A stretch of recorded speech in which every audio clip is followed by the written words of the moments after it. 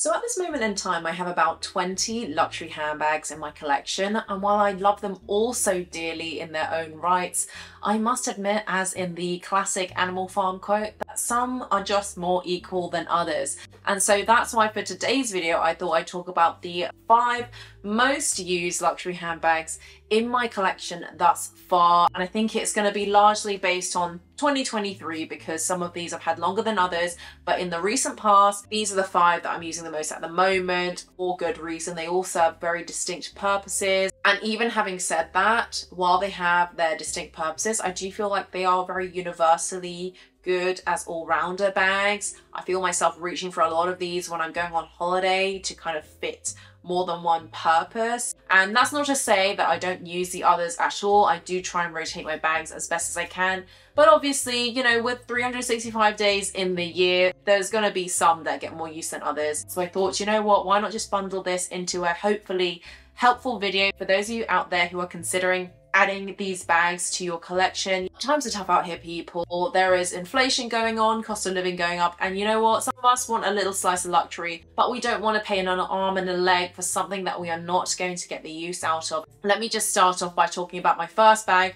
the bag that is probably out of all these bags used the most, and this is my Louis Vuitton on-the-go tote. It's my work and travel tote, and as you guys may know if you follow my Instagram, that I travel a lot, I'm always out and about, and I need to carry a lot of stuff with me, and this is the bag to do it. Honestly, this is like the best bag purchase that I've ever made, probably from all my bags, because of how durable it is, how much it can fit, how classic it looks. Despite having some monogram details, it's not super in your face, and I love the size of it. It's in the GM size. It's super functional because you've got these tote handle straps, but then you've also, if you undo the fastening, which is a nice security feature, you've also got these shoulder straps which can be tucked in or out. I think that's awesome. Plus you can also attach your own strap if you'd like, because there are some nice loops here that you can just, you know, attach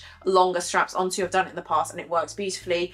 And there's so many storage options inside. Not only do you have a zip compartment and an open cabin. Right now the bag is not looking so organized, but I do have a Samorga bag insert here that you can see, and it's just a really nice way to keep the bag clean but also really structured. And honestly, despite the fact that I've had this bag for almost 4 years now, and I've been using it almost on the daily, it's done surprisingly well for a cloth bag, might I add. And you know what, apart from a little bit of crinkling in the corners, because obviously the bag has to go down onto the floor or on luggage, it looks really good, and there's no color transfers or anything. The base is also looking really immaculate, and it's not a super heavy bag either, which is great, because I know for some other bags, if they're fully leather as well, that they just get really weighty as soon as you put things into it.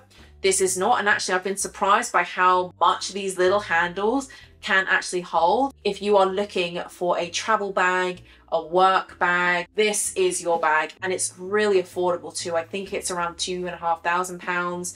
Obviously I was quite lucky, I bought it before various price increases years ago, but honestly, I still think it's worth the money, especially if they still make it in this way. This is one that I always reach for, and it goes with everything. And you can get it in so many different colorways and styles and materials. There's bound to be something out there for you, and different sizes as well, different hardwares. It's also not one that is like easily faked as well. So I could not recommend this bag enough. And now let's move on to the next bag, which I personally see is a really good all-rounder bag. It's like the second, not that we're going in order, but this is like the second most used bag, and that bag is the Chanel Navy Classic Flap. This one is just the perfect day-to-night bag. I love the fact it's basically like a neutral, because it's in such a dark navy blue that it can pass off as black in some lights, but then in other settings it really looks a lot more blue. It means I can get a bag which some may consider archaic to be a lot more modern, and that gives me a lot more styling options as well. So I can wear this even in summertime with a lot of floral dresses and things, but I can also similarly then wear it in autumn and winter and wear this with a lot of chunky knits. I think it works with all occasions, all seasons. The size, because this is the medium flat bag, is perfect. The fact that I have 2 medium classic flaps is a testament to that. It has been incredibly hard wearing, despite the fact that, you know, Chanel comes into a lot of fire and a lot of criticism for the craftsmanship. I've had no issues here. I'm just so glad that I had this in my collection before the horrific price increases. I think this might be my last classic flap, to be honest, at least brand new from the store. It's just not worth it anymore, but I'm so glad that in this particular colorway, the navy, which is a non-classic fixture in Chanel, that I'm so glad I managed to get my hands on this. It's almost to the point where I literally have to put this down. Whenever I reach for it, I put it down. I say to myself, Mel, is there another bag that you can use instead? Because you use this one literally all the time. And while we're on the topic of classic flaps, I may as well show you my next bag, number 3, because it is indeed also a classic flap. And it is this stunning Tiffany green or Tiffany blue, depends on who you ask, classic flap bag with this chevron, and it is also in the medium size. Despite being a classic flap, it is vastly different in the look and feel to each other, and you can see immediately the colors, the textures, finish, you know, hardware, all of that is very, very different. And so while this is a great transitional day to night bag, I find this is my more pop of color bag, which is much needed because I do gravitate to neutrals, as you see in my collection. And it's surprising, this is a hard color to style. I think people would kind of move away from this bag, but all year round I don't have an issue styling this, and it's just cooler tone outfits that I go for and that this bag works really well with. Whereas the navy, yes, I could do cooler tone outfits, but because it almost looks black, I think warmer colors can also work with it. But this particular bag I absolutely love because it's honestly like a ray of sunshine. Every time I look at it, it's like my happy bag. And this goes beautifully with summer dresses. This goes really nicely with denim as well. And I love wearing this out because it's so unique. I've had so many people comment that they've never seen a bag like this, especially with this color and also with the chevron as well. There was a point in time where Tiffany blue, Tiffany green was really, really big and everybody was struggling to get their hands on it. So I'm actually surprised I managed to basically walk into Harrods and get my hands on this particular bag. Again, the corners are immaculate. There's no real signs of wear and tear, despite the criticisms again from Chanel. I've had this bag now for about 2 years and I've had no issues with it. And it's really bizarre because it's really nice and squidgy, which is super satisfying to hold, but it's very hard wearing and I feel very comfortable scratching the leather and it not having any wear on it. People seldom can say that about their bags, Chanel or otherwise. Now on to bag number 4, and it is again, surprise, a Chanel bag, but a very different vibe altogether from a classic flaps. And it is my Chanel Business Affinity. It's in this dove grey colour and it's in the medium size.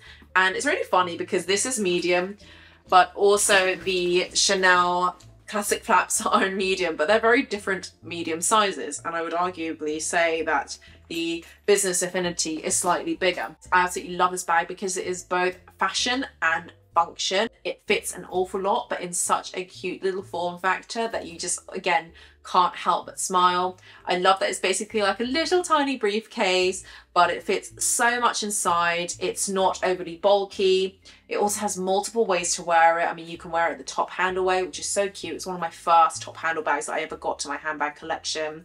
And you can also wear it with the longer crossbody strap, which I have since tucked inside just for safekeeping. It's got loads of pockets as well. You've got one big one on the back, which I use an awful lot for my phone. And then inside you've got slip pockets and things like that. And then you've also got a very big pocket here for your essentials too. And you know, I just think it's a really well constructed bag. And I mean, this bag even has feet, for crying out loud. But again, it's kind of like a nice day to night bag.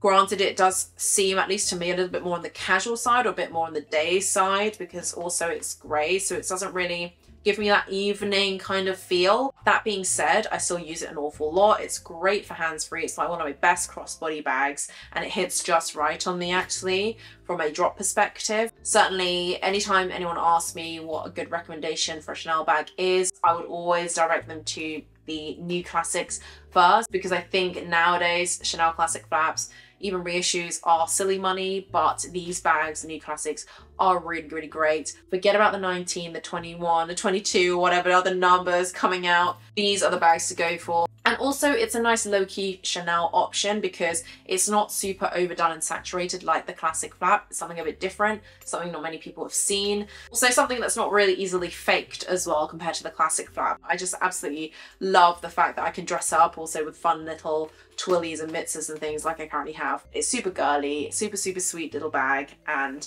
I do get a lot of wear out of it. And it doesn't really look like it's worn that much at all, which is really impressive given that this is one of the older bags that I'm currently talking about. And now we're on to the final bag, and I do feel like I've saved the best till last, at least in how it looks, because this is my ultimate wow bag, because it is none other than my Prada Kahir bag. It's in velvet, it's got gold hardware, but you can obviously see the kind of stars, astrology print with the moons and everything like that. So special. This was probably the oldest of all of the bags that we're talking about. 6 or 7 years ago at this stage. My goodness, time does fly. It's a bag that I think has gotten the most requests for me to sell, but I'll never sell it. Newsflash. This would be the last bag that will be getting sold because this is so stunning. I never realized at the time when I was buying it how rare this was going to be. I had a sheer volume of people messaging me to try and buy it off of me. I don't know, there's just something about the stars and the moon, astrology in general, that we just all love. It's just so whimsical, it's inspiring, and I think to have it on a bag is just super special, and I think that's why it makes the perfect evening bag. It's such a wow item. I've never seen anybody else with this bag, and I just ended up going into Harrods waltzing in and buying, I think, what was one of the last bags there without realizing it was so sought after. It's such a cute clutch bag, but it also has a longer crossbody strap or shoulder strap that can also be detached from the bag as well. Look, it's a very small bag, so I'm not saying that, you know, this is going to be a workhorse or anything. It's distinctly for evening events or going in and out of a venue event. That being said, it fits the essentials. It fits your phone and then some. It fits cards, and it's got loads of slots and things like that. But ultimately, I feel like it is such a stunning bag, a conversation starter. It's quite hard wearing as well. It's really funny because this is like one of my more inexpensive bags, and yet somehow it's become my most valuable. But anyways, to save myself from rambling much further about these bags, because I could talk about them all day, I will leave this video right here. I'd absolutely love to know down in the comments which are your most used bags in your collections and which ones maybe you'd like to add in the future. So I'll leave this video here. Thank you as always for watching, and I'll catch you in my next one.